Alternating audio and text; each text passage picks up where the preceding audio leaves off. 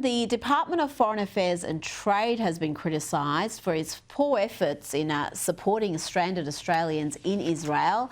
Some have labelled DFAT's communication shambolic after an evacuation email was sent out which contained an incorrect link. Adam, it's a worrying time for Australians stranded in the region and their families back home. The last thing you need is emails from DFAT with links that don't work. Yeah, look, it's one of the largest departments, I understand, in Canberra, you know, when you include all the staff around the world. So you would think that they could get that right. But, yeah, look, it's actually surprised me, to be honest, that there were so many Australians there in the first place. I don't know what was going on with advisories there. I've got friends there, you've got friends there who've been in bunkers. And they were there during a pretty volatile, dangerous time. So let's hope everything's fine. But let's also hope that they can get out quickly, because it has been a fiasco. Now, we will have more on the impact of this conflict on energy markets with Professor Ian Plimer, but Israel has now set its sights beyond Iran's nuclear facilities by launching attacks on major gas and oil sites, including some of the largest in the world. Meanwhile, there are reports that Israel had communicated to Donald Trump a plan to kill Iran's supreme leader, Ayatollah Ali Khamenei, which the US president opposed, leading to the plan not being executed. Adam, Donald Trump does not want the US heavily involved in this conflict.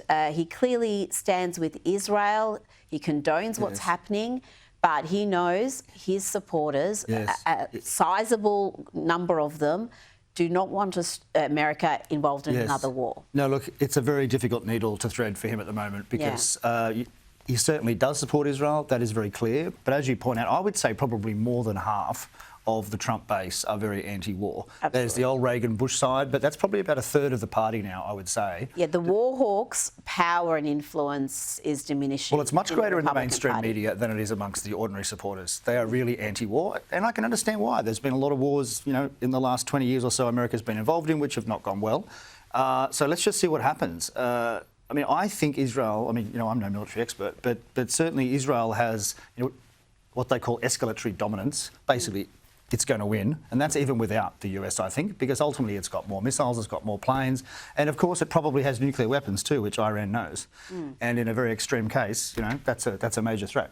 Absolutely, and it's going to also be fascinating to see whether they stop at Iran not being able to create or develop a nuclear weapon, or whether they're going to push ahead for regime change, because... Well, that's the best outcome, right? But it has to happen organically, right? The regime has to collapse, right, of its own accord. That would be the wonderful outcome. And that would have to be led by the Iranian people. And on that, Elon Musk's Starlink satellite internet service is now active in Iran. Elon Musk made that happen after the Iranian regime imposed nationwide internet restrictions. Adam, hugely important for the Iranian people.